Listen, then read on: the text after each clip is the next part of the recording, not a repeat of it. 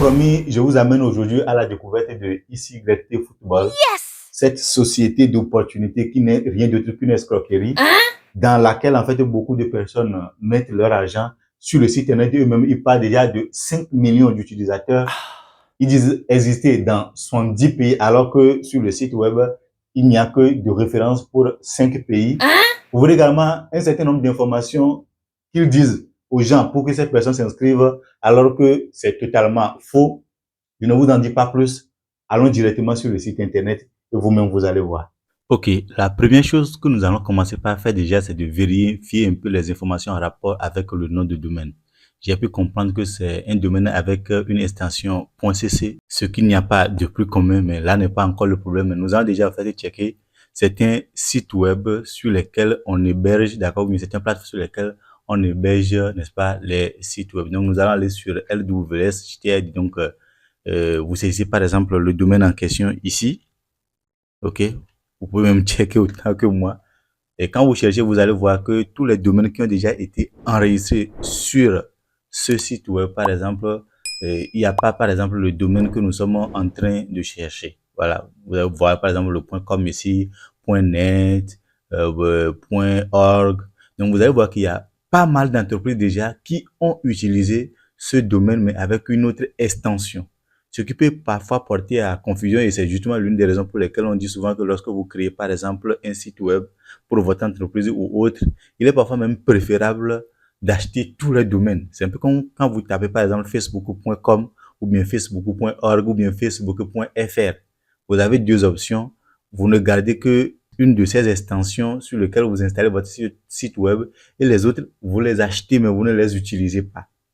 Ou soit vous installez en fait le même contenu de site web sur chacun de ces domaines pour être sûr quand même que peu importe l'extension que quelqu'un va taper, il va directement en fait tomber sur vous. Quand vous tapez google.com ou bien google.fr, vous allez atterrir sur Google. Ok? Donc les domaines sont hébergés, d'accord, sur un hébergeur. Ok? Donc c'est chez eux en fait que c'est sur leur serveur que vous stockez les informations de votre site internet. Et ici, nous n'avons pas notre site internet. Et je rappelle que LWS, c'est l'un des hébergeurs les plus utilisés au monde. Vous allez voir ici, par exemple, c'est depuis 1999. Il y a plus de 680 000 sites web qui sont hébergés sur LWS. Et il y a l'un des domaines également que beaucoup utilisent en fait, c'est GoDaddy. Je précise en fait qu'il y a une particularité au niveau de GoDaddy, c'est que c'est une des plateformes sur laquelle on vend également des domaines. Alors, comment ça se passe? Si, par exemple, j'ai de l'inspiration, je peux, par exemple, créer des domaines, je peux inventer des domaines, je peux imaginer des domaines, et peut-être pour une entreprise qui, plus tard, va vouloir, par exemple, un tel domaine, et quand il vient faire des recherches, et il voit que le domaine existe déjà, qu'est-ce que GoDaddy fait? GoDaddy met en relation ceux qui sont des vendeurs de domaines et ceux qui en ont le besoin. Et donc, on vous met en relation et tout de suite, vous pourriez justement facilement avoir votre domaine. Et souvent à vil prix, ok? Souvent à vil prix. C'est vrai quand même que ça dépend des ambitions de la personne qui actuellement a le domaine, mais il faut noter quand même que les domaines, même si vous pouvez créer directement en fait vos domaines à partir de GoDaddy, c'est moins cher que par rapport, n'est-ce pas, à la plupart des plateformes que nous connaissons. Alors quand nous venons ici, nous voyons que lorsque nous tapons notre domaine en question, vous allez remarquer qu'on dit que actuellement en fait le domaine est déjà pris. Ok, domaine taken. Mais il y a une information intéressante que nous trouvons ici. On dit we might be able to help you get it. C'est-à-dire que nous pouvons vous aider à l'avoir. Maintenant, comment est-ce que cela peut être possible? Puisque le domaine existe déjà. Quelqu'un l'utilise déjà. C'est la raison pour laquelle on parlera de domaine par procuration. Ça veut dire que le domaine, même si on l'a acheté, ça fait déjà 100 ans. Moi, je peux l'utiliser à partir d'aujourd'hui, mais je ferai quand même croire aux gens que je l'utilise, ça fait maintenant 7 ans. Puisque le domaine a déjà été enregistré, ça fait des années. Et étant donné que chez GoDaddy, les domaines ne coûtent pas aussi cher, donc les gens peuvent acheter et garder le temps qu'il faudra quand même jusqu'à ce que quelqu'un débarque pour utiliser le domaine en question pour un projet. Et lui, quand il l'utilise, à un moment donné, il voit que bon, il en a fini, mais s'il veut, s'il ne fait pas quelque chose de sérieux, il peut également en fait le revendre. Puisque à chaque fois que quelqu'un a le besoin d'un tel domaine, il va peut-être écrire directement à GoDaddy et lui, il va négocier. Et donc, quand je clique sur See How ici, par exemple, vous allez voir que qu'est-ce qu'ils ont dit? d'abord on dit when you purchase the service, a dedicated broker will help you formulate a strategy and budget to try to acquire your domaine. Donc, on va vous aider à formuler vraiment une stratégie et après, eux-mêmes, ils ont dit en fait qu'ils vont contacter le propriétaire du domaine et essayer maintenant de négocier un prix pour vous et vous ajoutez maintenant le prix auquel vous allez acheter le domaine auprès de celui qui le vend, plus une commission de 20%. On ne va pas aller trop dans les détails, mais déjà, vous comprenez en fait que ici, vous avez la possibilité d'acquérir un domaine qui semble être plus vieux que votre projet. Donc, ça veut dire que vous pouvez faire croire aux gens que vous avez lancé vos activités depuis, alors que vous l'avez lancé, ça ne fait même pas encore un an. Mais le domaine en question existe depuis. Maintenant, il y a un autre détail, c'est qu'il y a un site web qui vous permet de savoir exactement l'année de mise en ligne d'un site internet. C'est Whois. Ok, c'est ça ici. Whois. W-H-O-I-S. Whois. Et donc, quand vous venez ici et que vous tapez le nom de domaine en fait de votre site internet, peu importe le domaine, dès que vous le tapez et que vous lancez la requête, vous voyez par exemple les informations que nous avons ici. Donc, on dit information sur le domaine. Donc, le domaine, il est là. OK? Et celui qui a négocié l'achat, c'est GoDaddy. Donc, on parle ici de greffier. Et le domaine en question a été enregistré en 2013. OK? Le domaine en question a été enregistré en 2013 et il expire en 2026. Donc, disons un an. D'ici un an. OK? Donc, c'est pas quelque chose qu'on a fait et que déjà, on espère que dans les années à venir, on est là pour longtemps. Non, non, non, non, non. Et tenez-vous tranquille, même si le domaine a été acheté ou bien mis en ligne depuis 2013, les mises à jour, autrement dit, le contenu en question tel qu'il est disponible aujourd'hui n'a été fait qu'en 2023. Je ne sais pas si cela vous rappelle quelque chose. Donc, ce qui voudrait dire en réalité que lorsqu'on vous dit qu'on a une période d'existence datant de 2007, et que le domaine en fait qui gère les activités, le domaine a été mis en ligne en 2013. Il y a déjà un problème. Mais peut-être ne pas le considérer comme un problème. Revenons maintenant en fait aux informations de mise à jour. On dit la dernière mise à jour en rapport avec les données qui sont disponibles en fait ont été faites en 2023. En 2023. Plus précisément le 23 juin 2023. OK? Donc, vous allez voir ici maintenant les informations avec le déclarant. Le nom, par exemple, on dit c'est un enregistrement privé. OK? Donc, si je suis dans une dynamique de quelque chose de solide, de quelque chose de concret, qui doit rassurer les gens que ce que je suis en train de faire, c'est pas du fraude, je n'ai pas à cacher en fait les informations. Il faut quand même que les gens sachent que le domaine en réalité, il m'appartient. OK? Donc, on dit ici enregistrement privé et au domaine, on dit c'est un domaine par procuration. OK, c'est un domaine par procuration. Ce qui voudrait dire en réalité que même si on donne ces informations comme étant les informations de base sur le site web, en réalité, ces informations n'appartiennent qu'à la première personne qui avait acheté le site internet ou bien qui avait acheté le domaine ou qui a mis le domaine en fait en ligne. Je ne sais pas si vous voyez. Donc, les informations appartiennent à la première personne qui avait acheté le site et c'est de cette personne que finalement l'entreprise en question est venue acheter le domaine qu'il est en train d'utiliser aujourd'hui. Donc, leur période d'existence ne date pas de 2007 et ça ne date pas non plus de 2013, mais de 2023. Si on tient compte des informations que nous sommes en train d'avoir uniquement en faisant des recherches en rapport avec le nom de domaine. Donc déjà, vous savez que vous devez vérifier par exemple un nom de domaine pour voir la période d'existence. Comme ça, quand l'entreprise vous ment, vous savez en fait qu'ils sont en train de vous mentir. Ça, ce sont des détails qu'il faut souvent vérifier et ça vous permettra de ne pas vous faire avoir gratuitement. OK? Maintenant, nous allons aller sur le site en question et voir un certain nombre d'informations également disponibles sur le site qui ne concordent pas avec les réalités en termes d'informations qu'on reçoit généralement sur le terrain. Alors, dès que vous saisissez le domaine du site internet, voilà ce sur quoi vous atterrez en même temps. Donc, c'est la page d'accueil en fait. Alors, nous avons un message d'annonce ici. Je pense que c'est un message qui est relatif en fait aux activités qu'ils font sur le site internet. Je clique tout simplement sur confirmer pour qu'il me laisse tranquille. Et maintenant, vous allez voir en fait, il y a une information qui est en train de défiler ici. OK, il y a une information qui est en train de défiler ici, qui est une information pour moi est capitale. Capitale, pourquoi? Parce que ça peut également nous renseigner sur quelque chose. Les informations, en fait, l'information que vous voyez en fait défiler ici, c'est une information en fait qui nous renseigne sur un élément important.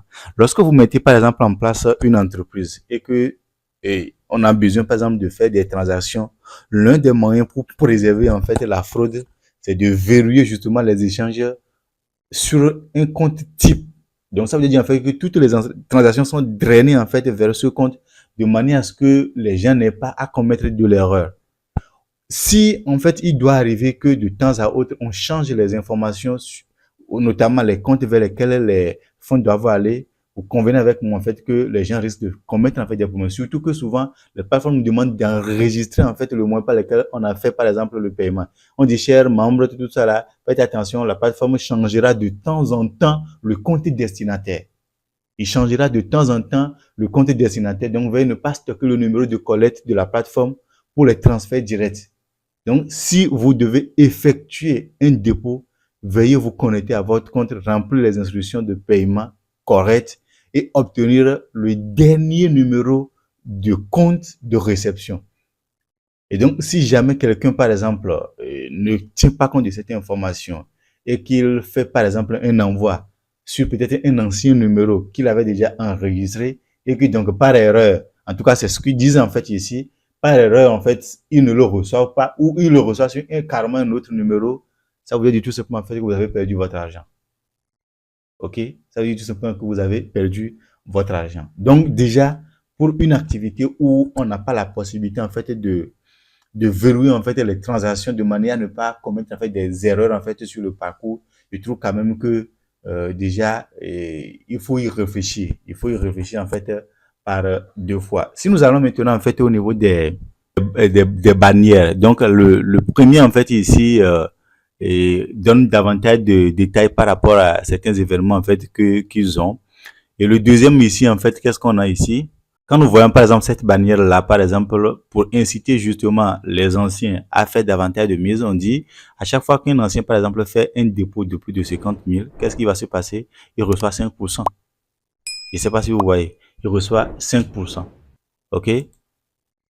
Alors, au niveau du premier slider, déjà, nous pouvons voir l'objectif premier de la plateforme. On parle de fonction de pari automatique sur la plateforme. Et comme on le dit, on dit de libérer en fait les mains, un peu comme si en fait c'était un gros travail que de faire des paris. On demande en fait ici que les paris soient faits de manière automatique. Donc, vous n'avez pas à vous soucier de devoir en fait utiliser vos mains. Donc, vous déléguez en fait et c'est eux en fait qui gèrent. Donc pour vous inscrire, je vais parcourir en fait les choses rapidement. Pour vous inscrire par exemple, ici par exemple, vous avez les différents entre guillemets packs en fait qu'on peut dire. Donc les différents packs. Donc les packs vont jusqu'à 10. Donc il y a le VIP 1 jusqu'au VIP 10. Quand nous prenons par exemple le VIP 1, il stipule tout simplement que lorsque quelqu'un veut s'inscrire pour prendre en fait le VIP 1, c'est le niveau le plus bas, c'est 3000 francs. Et lorsque vous vous inscrivez, en fait, il y a 0,01% en fait de fonds supplémentaires qui est ajouté en automatique sur votre compte et c'est à partir de ce capital que vous allez commencer par faire des mises sur la plateforme. Et lorsque vous prenez par exemple le VIP 10 par exemple qui est de quoi 300 millions, waouh, voilà, de 300 millions de francs CFA par exemple, vous recevez 0,80% supplémentaire et c'est à partir de ce montant-là que vous allez commencer par faire votre mise. Donc, à partir de cet instant T, ça veut dire en fait que vous pouvez commencer tout simplement par faire quoi? Par faire des paris ou bien commencer par jouer si vous voulez en fait sur la plateforme. Alors ici, il est dit clairement que lorsque vous utilisez les USDT, donc les stablecoins, donc du côté de la crypto-monnaie, si je ne me trompe pas, lorsque vous utilisez en fait les USDT, vous profitez en fait de 5% de bonus sur les opérations que vous faites. Et il précise en disant qu'il est interdit d'utiliser les USDT pour participer au blanchiment d'argent, à l'habitat illégal et à d'autres activités. Pour moi, c'est donner l'impression comme si on est en train de faire ce qu'il y a de plus sérieux. Mais on continue. Quand vous allez tout en bas du site internet, vous allez voir l'onglet à propos. Donc, dès que vous cliquez dessus, il va vous ouvrir directement et carrément un nouvel onglet. OK? Il faut dire côté développement, c'est naze, c'est pas ça parce que on n'est pas censé sortir en fait d'un site internet forcément ou bien sortir de notre navigateur et aller ouvrir un nouvel carrément en fait un nouvel onglet parce que on doit lire en fait une information. Donc, il nous ouvre en fait carrément à part cette information-là. Donc, vous allez voir ici, on dit qu'ils sont là depuis 2007, d'accord, d'après les informations que nous avons reçues. Et donc, ici, vous allez voir, en fait, toutes les informations relatives aux activités. Donc, aujourd'hui, on dit, par exemple, on est dans au moins 110 pays, d'accord, on est dans 110 pays. Et aujourd'hui, par exemple, ils ont fait l'introduction en Afrique le 8 décembre 2018 pour être précise. Et aujourd'hui, ils comptent au moins 5 millions de membres. Vous pouvez imaginer 5 millions de membres. Et ce qu'il faut noter en fait, c'est que quand on parle en fait d'Afrique ici, ce n'est pas tous les pays d'Afrique. Non, non, non, non. Ce n'est pas tous les pays d'Afrique. Il n'y a que certains pays d'Afrique. Vous savez, il y a certains pays qui sont regardants dans ce qui rentre dans leur pays ou bien ce que leurs habitants ou bien la population est en train de consommer. Donc, ça veut dire en réalité que on n'attendra pas forcément que des dégâts soient causés avant forcément en fait de venir agir. Donc tout ce qui rentre dans le pays, on essaie de le passer aux vérifications pour être sûr quand même que c'est quelque chose de légal. Et j'ai déjà dit plus d'une fois sur cette chaîne que aucun gouvernement en fait au monde ne vous protégera de l'escroquerie. Aucun gouvernement. Il n'y a aucun gouvernement en fait qui vous protégera en fait de l'escroquerie.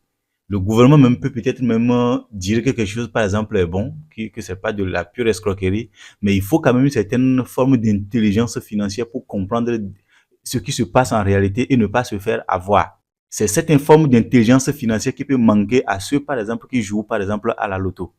Ok, donc on peut par exemple dans un pays donné dire par exemple que ou bien le gouvernement peut donner le OK pour dire que ben, la loterie c'est une bonne chose. Mais c'est à vous de comprendre en fait que le système tel que c'est conçu, c'est une bonne chose, mais pas pour vous, mais plutôt pour celui qui a mis le système en place. Et que si vous voulez coûte que coûte en fait devenir riche en jouant, en réalité, c'est plutôt en fait la personne qui a mis en place le système, c'est lui que vous rendez riche. Donc, ça voudrait dire en réalité qu'il est de votre responsabilité, pas la responsabilité de qui que ce soit. Il n'y a que vous qui devez développer une certaine forme d'intelligence financière de manière à passer au peine fin tout système en fait qui vous a été proposé, comprendre le fonctionnement, voir d'où provient l'argent et surtout faire en sorte de ne pas risquer ce que vous n'êtes pas prêt à perdre. Ça, c'est très important. De ne pas risquer. Ça veut dire en réalité que même si vous avez vérifié que tous les signaux sont au vert, vous ne devez pas en fait prendre le risque de risquer en fait ce que vous n'êtes pas autorisé à perdre. Donc nous voyons ici qu'il y a au moins 6 millions de membres en Afrique. Mais quand nous essayons par exemple de faire quelque chose en fait ici, je vais faire quelque chose, vous allez voir, vous allez remarquer que quand on parle en fait d'Afrique, on ne parle en réalité que de 5 pays. Parce que lorsque vous voulez par exemple vous inscrire, généralement c'est avec les numéros de téléphone et quand vous vérifiez ici, vous allez voir qu'il n'y a que quoi? Il n'y a que 5 numéros. Il n'y a que 5 numéros. Le 223 pour le Mali, le 225 pour la Côte d'Ivoire, le 229 pour le Bénin, le 226 pour le Burkina Faso et le dernier, le 228 pour le Togo. Ça veut dire en réalité qu'il n'y a que 5 pays. Donc, les plus de 5 millions de membres, en réalité, c'est pas comme si ils sont dans, non, non, non, c'est uniquement, en fait, 5 pays. Beaucoup de personnes se posent des questions aujourd'hui, d'ailleurs, même par rapport au pays dans lequel, en fait, ce système a été créé. Tantôt, on dit c'est le Nigeria, tantôt, on dit c'est la Côte d'Ivoire. Donc, il est extrêmement important, en fait, que nous puissions vérifier, en fait, toutes ces informations-là. Maintenant, revenons maintenant au cas où peut-être même ce soit quelque chose de légal. L'une des questions en fait qu'il faut se poser, c'est est-ce que dans le pays, est-ce qu'il y a une entité physique qui représente la structure de manière à ce que s'il y a un problème, je puisse aller me plaindre auprès justement en fait de cette structure en question. Parce que c'est un élément important. Et c'est une activité en fait qu'on a découvert par rumeur et qui va disparaître également en fait par rumeur.